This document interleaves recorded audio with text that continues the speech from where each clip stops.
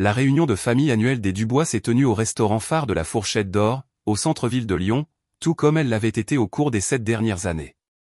300 membres de la famille se sont rassemblés dans le salon privé à l'étage, entourés des chaleureux panneaux d'acajou et des lustres en cristal qui avaient fait de la Fourchette d'Or entreprise la chaîne de restaurants la plus prospère de la région Auvergne-Rhône-Alpes. J'étais assise à la table numéro 12, picorant mon saumon, lorsque mon père décida de livrer son évaluation traditionnelle de mes choix de vie. Le dessert venait d'être servi, le soufflé au chocolat signature de la Fourchette d'Or. Papa se sentait d'humeur expansive après son 3e verre de vin. Vous savez ce que j'aime dans ces réunions, annonça-t-il à notre table de 8. C'est de voir à quel point l'entreprise familiale a grandi. Regardez cette salle. Voilà à quoi ressemble la vraie réussite. Mon cousin David, qui dirigeait le département marketing de la Fourchette d'Or, leva son verre. À la vision de grand-père Joseph. 23 restaurants dans 4 régions, et ce n'est qu'un début. Tout le monde trinqua avec enthousiasme. Ma tante Isabelle, qui s'occupait des ressources humaines de la Fourchette d'Or, rayonnait de fierté. L'expansion en Normandie a été incroyable. Nous ouvrons 3 nouveaux établissements rien que ce trimestre. Mon oncle Michel, le président directeur général de la Fourchette d'Or, se leva pour s'adresser à toute la salle. Famille, je veux tous vous remercier d'être ici ce soir. La Fourchette d'Or n'est pas seulement une entreprise. C'est un héritage bâti par les Dubois, dirigé par les Dubois et détenu par les Dubois. Des applaudissements emplirent la salle à manger. Plusieurs cousins sifflèrent et acclamèrent. Puis le regard de l'oncle Michel se posa sur moi. Bien sûr, tout le monde dans la famille ne choisit pas la voie de l'entrepreneuriat. Certaines personnes préfèrent des carrières plus simples. La table se tourna pour me regarder. Je portais ma tenue habituelle pour les réunions de famille, une simple robe noire de chez Monoprix et des ballerines de chez André. Mon travail d'assistante bibliothécaire pour le réseau des bibliothèques municipales de Lyon n'était pas exactement le genre de carrière qui impressionnait la dynastie de la Fourchette d'Or. Papa saisit l'occasion. Prenez ma fille, Amélie, ici présente. 28 ans, et elle n'a jamais montré le moindre intérêt pour les affaires. Elle se contente de tamponner des livres et de gérer les retours pour le reste de sa vie. Ma cousine Sophie, qui gérait les finances de la Fourchette d'Or, se mit à rire. Tout le monde ne peut pas supporter la pression du vrai monde des affaires, oncle Thomas. Il faut être quelqu'un de spécial pour construire quelque chose de significatif. Papa hocha la tête d'un air sage. Exactement. Amélie a toujours été plus une suiveuse qu'une meneuse. Certaines personnes sont simplement faites pour les emplois de service. Je continuais à manger mon soufflet tandis que la conversation tourbillonnait autour de moi. C'était un territoire familier. Chaque réunion de famille de la dernière décennie avait inclus une variation de cette discussion. Le secteur de la restauration exige une vision, poursuivit l'oncle Michel. Une réflexion stratégique, une évaluation des risques, une planification financière. Il faut comprendre la dynamique du marché, la psychologie du consommateur et l'efficacité opérationnelle, intervint David. Et en plus, la capacité à gérer des relations complexes avec les investisseurs. La Fourchette d'Or n'existerait pas sans notre structure de financement sophistiquée. J'ai failli m'étouffer avec mon soufflet au chocolat. Papa se pencha en arrière sur sa chaise, s'échauffant sur son sujet. C'est ce que j'essaie d'expliquer à Amélie depuis des années. Les affaires, ce n'est pas pour tout le monde. Cela demande un certain état d'esprit, une certaine ambition. Tante Isabelle hocha la tête avec sympathie. Certaines personnes sont simplement plus à l'aise dans des rôles de soutien. Il n'y a rien de mal à cela. Les bibliothèques sont importantes, aussi. La condescendance était si épaisse qu'on aurait pu la couper au couteau de table. Mon cousin Cédric, qui dirigeait le service des achats de la Fourchette d'Or, leva à nouveau son verre. Aux membres de la famille qui ont choisi la voie de l'entrepreneuriat, qui ont compris que pour bâtir une fortune, il faut prendre des risques. Plus d'applaudissements. Plus de toast à leur génie collectif des affaires. Finalement, papa se tourna directement vers moi. Amélie, tu devrais vraiment penser à ton avenir. Le travail en bibliothèque, c'est bien pour l'instant, mais il n'y a aucun potentiel de croissance, aucune possibilité de s'enrichir. Tu n'arriveras jamais à rien dans les affaires si tu ne prends pas un peu d'initiative. La table entière me regardait avec attente, attendant que je reconnaisse mes limites, que je demande peut-être des conseils sur la façon d'améliorer mes perspectives. Je posai ma fourchette et souris. Tu as tout à fait raison, papa. Je devrais probablement laisser la réussite à mes cousins. Tout le monde sembla satisfait de cette réponse. Plusieurs membres de la famille hochèrent la tête d'un air approbateur. Cédric me tapota même l'épaule. C'est une bonne conscience de soi, Amélie. Tout le monde ne peut pas être un entrepreneur. Je m'excusai pour aller aux toilettes et traverser la salle à manger, passant devant des tables pleines de membres de ma famille célébrant leur succès collectif. Le personnel de la Fourchette d'Or se déplaçait efficacement entre les tables, servant le café et débarrassant les assiettes à dessert. Ce qu'aucun d'entre eux ne savait, c'est que j'observais leurs opérations très attentivement depuis 7 ans. Chaque changement de menu, chaque nouvelle implantation, chaque décision de personnel. Car tandis que ma famille me voyait comme la simple bibliothécaire incapable de comprendre la complexité des affaires, j'étais en fait la plus grande investisseuse de la Fourchette d'Or depuis 2016. À travers un réseau de véhicules d'investissement gérés par partenaires financiers méridiens, je détenais 78% de la Fourchette d'Or entreprise. L'investissement initial avait été de 46 millions d'euros de mon héritage de l'argent que ma grand-mère m'avait laissé dans une fiducie dont mon père n'avait, curieusement, jamais entendu parler. En 7 ans, à mesure que la Fourchette d'Or s'étendait et grandissait, ma participation était passée à 185 millions d'euros. Chaque décision majeure que la famille avait prise concernant sa chaîne de restaurants avait finalement été approuvée par mes représentants au conseil d'administration de la Fourchette d'Or. Chaque expansion, chaque rénovation, chaque initiative stratégique avait été financée avec mon argent, pendant que mon père expliquait à la famille pourquoi je n'arriverais jamais à rien dans les affaires. Depuis les toilettes du restaurant, j'appelais ma gestionnaire de fonds, Pauline CHAN, Pauline, c'est Amélie. Je dois lancer les procédures de liquidation pour la participation dans la Fourchette d'Or entreprise. Amélie, c'est une participation importante. Êtes-vous certaine du moment? Les chiffres du 3e trimestre semblent très solides. J'en suis certaine. Je veux que tout soit retiré. Liquidation complète sous 30 jours. Il y eut une pause. Cela déclenchera la clause de dissolution de l'actionnaire majoritaire. Le conseil d'administration devra être averti immédiatement. Êtes-vous préparé à ce niveau d'exposition? Je pensais à la voix de mon père expliquant à la table pourquoi je n'arriverais jamais à rien dans les affaires. Je suis préparé. Envoyez les notifications. Amélie, je dois souligner que cette décision va essentiellement détruire l'entreprise. Le capital d'exploitation de la Fourchette d'Or provient entièrement de votre structure de financement. Sans un investissement continu, ils seront insolvables d'ici 60 jours. Je comprends les implications. Cela ressemble à une réponse émotionnelle à quelque chose. Peut-être devrions-nous organiser une réunion pour en discuter. Pauline, je surveille les indicateurs financiers de la Fourchette d'Or depuis 2 ans. Leur taux d'expansion est insoutenable. Ils ouvrent de nouveaux restaurants plus vite qu'ils ne peuvent former des directeurs compétents. Les scores de satisfaction des clients sont en baisse sur tous les marchés. Ils dépensent de l'argent comme s'ils avaient un accès illimité au capital, ce qui était vrai jusqu'à aujourd'hui. Tout cela était exact.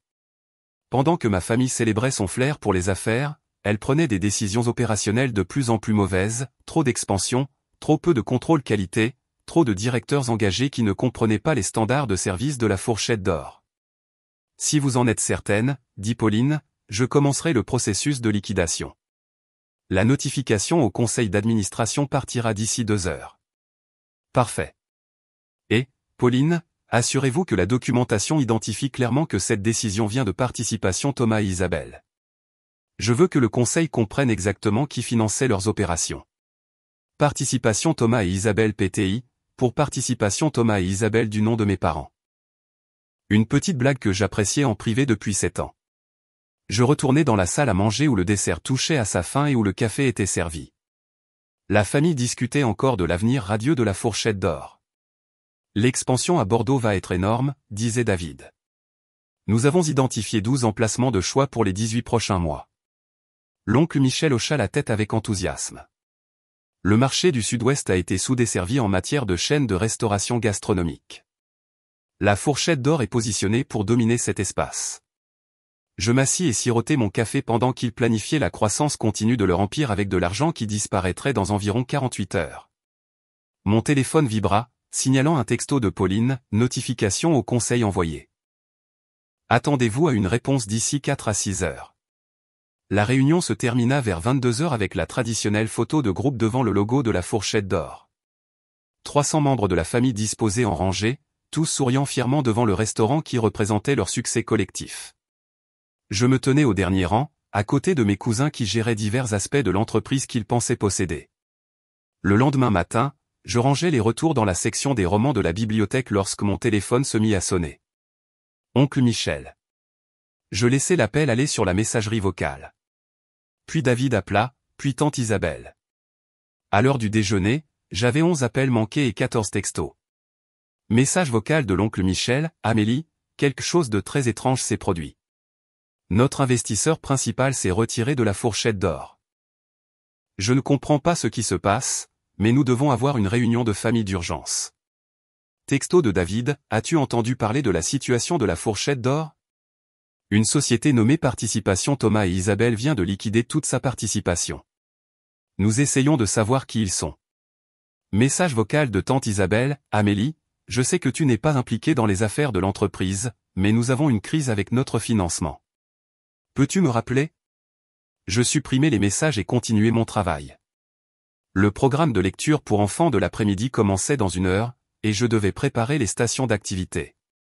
À 15 heures, alors que je lisais Le Petit Prince à 15 enfants de maternelle, mon téléphone vibra, signalant un texto d'urgence de papa. Réunion de famille ce soir, 19 heures chez Michel. Urgence la Fourchette d'Or.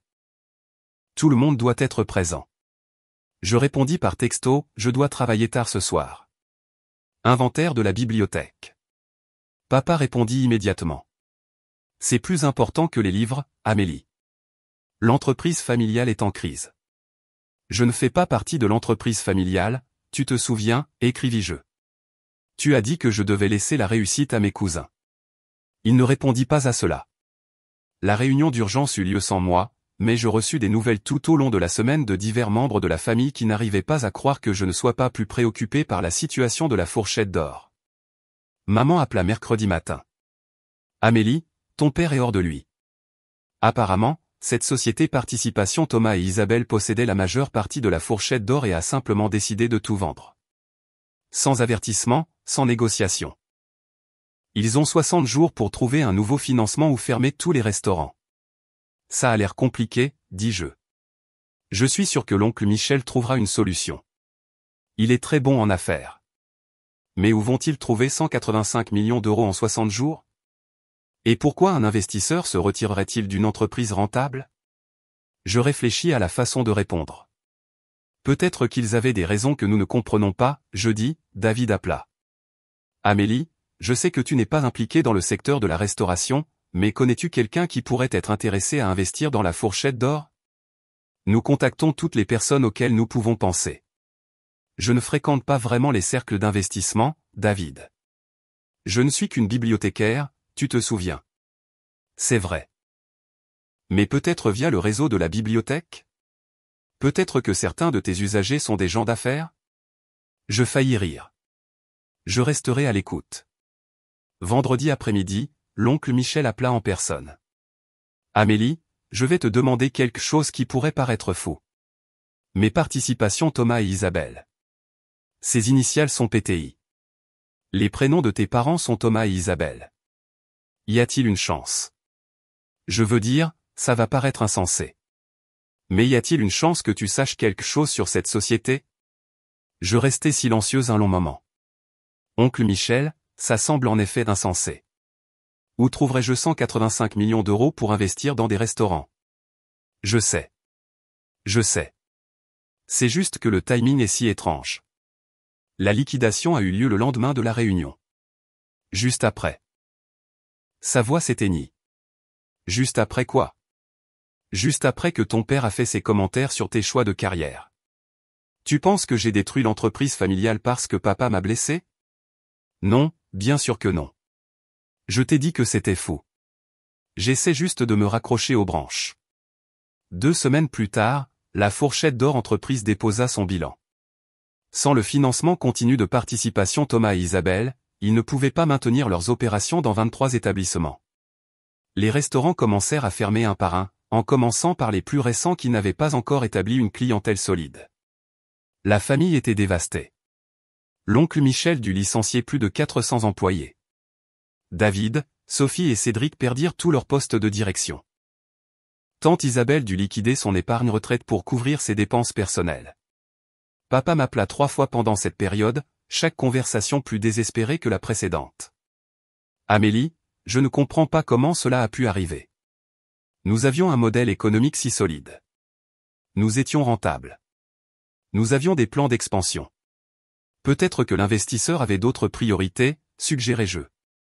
Mais qui abandonne une chaîne de restaurants rentable comme ça? Cela n'a aucun sens du point de vue commercial. Je ne saurais pas te dire, papa. Je ne comprends pas la complexité des affaires, tu te souviens. Le coup de grâce arriva 6 semaines après la réunion. Le Figaro publia un article sur la faillite de la Fourchette d'Or, une chaîne de restaurants locaux s'effondre après le retrait d'un investisseur majeur. L'article comprenait des entretiens avec plusieurs membres de la famille qui exprimaient leur confusion quant aux motivations de Participation Thomas et Isabelle. L'oncle Michel était cité, nous n'avons jamais compris pourquoi ils ont décidé de liquider. L'entreprise était rentable et en croissance. Cela semblait être une décision purement arbitraire. David ajouta, Participation Thomas et Isabelle n'a jamais communiqué directement avec nous. Tout passait par des avocats et des gestionnaires de fonds. Nous ne savons toujours pas qui ils étaient vraiment ni pourquoi ils sont partis. Je lus l'article pendant ma pause déjeuner à la bibliothèque, assise dans la salle du personnel avec mon sandwich et mon café. Ce soir-là, papa appela une dernière fois. Amélie, je dois te demander quelque chose, et je veux que tu sois complètement honnête avec moi. D'accord. À la réunion, quand je parlais de ta carrière, quand j'ai dit que tu n'arriverais jamais à rien dans les affaires. Est-ce que ça t'a contrarié? Je réfléchis soigneusement à la façon de répondre. Papa, tu dis des choses comme ça depuis le début de ma vie d'adulte. Si je me contrariais chaque fois que tu méprisais mon potentiel, je ne cesserais jamais d'être contrarié. Mais cette fois, c'était différent. Cette fois, c'était devant toute la famille, devant tout le monde. C'est vrai. Et le lendemain, notre investisseur s'est retiré. Les coïncidences, ça arrive. Il y eut un long silence. Amélie. Participation Thomas et Isabelle. PTI. Les initiales de Thomas et Isabelle. J'ai remarqué ça aussi. Y a-t-il quelque chose que tu ne me dis pas? Je regardais autour de mon petit appartement, les livres de la bibliothèque empilés sur ma table basse, les meubles simples que j'avais achetés chez IKEA. L'appartement qui me coûtait 1100 € par mois alors que j'avais 43 millions d'euros placés sur divers comptes d'investissement. Papa, tu as passé 10 ans à expliquer à tout le monde que je ne comprends rien aux affaires, que je ne suis pas assez ambitieuse pour l'entrepreneuriat, que je devrais laisser la réussite à mes cousins. Pourquoi penserais-tu que je serais capable de posséder secrètement une chaîne de restaurants? Parce que je commence à penser que j'ai peut-être eu tort à ton sujet. C'était la première fois dans ma vie d'adulte que mon père admettait avoir tort sur quoi que ce soit concernant mes capacités. Qu'est-ce qui te fait penser ça? Parce que quelqu'un avec assez d'argent pour détruire une entreprise de 185 millions d'euros du jour au lendemain devrait être très, très intelligente. Et très, très patiente. Et très, très stratégique. Je ne répondis pas immédiatement. Amélie, es-tu Participation Thomas et Isabelle? Je posai mon café et me dirigeai vers ma fenêtre, regardant la ligne d'horizon de Lyon. Au loin, je pouvais voir le bâtiment qui avait abrité le siège social de la Fourchette d'Or jusqu'à ce qu'ils perdent leur bail la semaine dernière. Papa, si j'étais Participation Thomas et Isabelle, cela signifierait que j'ai passé 7 ans à financer secrètement l'entreprise familiale pendant que tu disais à tout le monde que j'étais trop stupide pour comprendre l'entrepreneuriat. Oui. Cela signifierait que j'ai assisté à des dizaines de réunions de famille en t'écoutant te moquer de ma carrière alors que j'étais en fait la personne qui payait les salaires de tout le monde. Oui. Cela signifierait que j'ai accès au type d'argent et d'expertise financière que tu as toujours dit que j'étais trop simple pour comprendre. Oui. Et cela signifierait que je me suis complètement trompé sur tes capacités pendant toute ta vie d'adulte. Il y eut un très long silence. Finalement, papa dit, Amélie, es-tu Participation Thomas et Isabelle? Papa, qu'en penses-tu? Un autre silence. Puis, je pense que je te dois les plus grandes excuses de ma vie. Oui, en effet. Et je pense que j'ai été un idiot. Oui, tu l'as été. Et je pense Je pense que tu viens de m'enseigner la leçon la plus chère que j'ai jamais apprise. Je souris, regardant les lumières de la ville. Les leçons de commerce sont toujours chères, papa. Les bonnes, en tout cas. 3 mois plus tard, la famille se remettait encore de l'effondrement de la fourchette d'or. La plupart de mes cousins avaient trouvé de nouveaux emplois, mais aucun au niveau de direction auquel ils étaient habitués. L'oncle Michel travaillait comme consultant pour d'autres chaînes de restaurants, essayant de reconstruire sa réputation professionnelle. Papa et moi avons commencé à dîner ensemble tous les mois, juste nous deux. Nous n'avons jamais parlé directement de participation Thomas et Isabelle, mais la dynamique entre nous avait complètement changé. Il me posait des questions sur mon travail à la bibliothèque avec un intérêt sincère. Il me demandait mon avis sur l'actualité économique et les marchés financiers. Il me traitait comme quelqu'un dont les opinions comptaient. Au cours d'un de ces dîners, il dit « Amélie, j'ai réfléchi à ce qui s'est passé avec la fourchette d'or. À savoir si la famille aurait pu faire quelque chose différemment, si nous aurions pu maintenir la relation avec notre investisseur. J'y réfléchis. Probablement. Les investisseurs veulent généralement se sentir valorisés et respectés. Ils veulent savoir que leurs contributions sont appréciées au lieu d'être tenues pour acquises. Au lieu d'être tenues pour acquises, hocha lentement la tête papa. Les bons investisseurs sont difficiles à trouver. L'argent intelligent ne disparaît pas sans raison. Généralement non.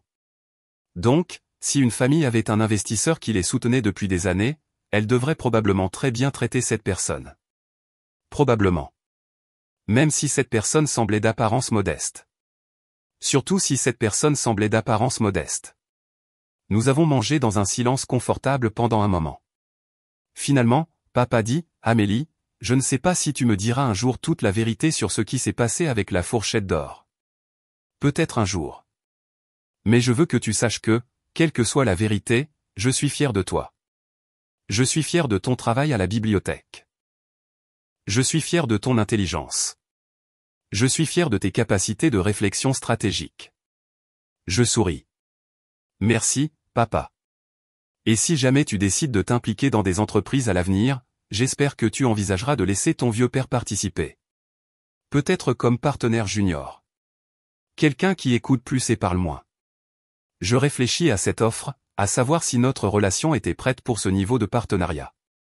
Je garderai ça à l'esprit, dis-je.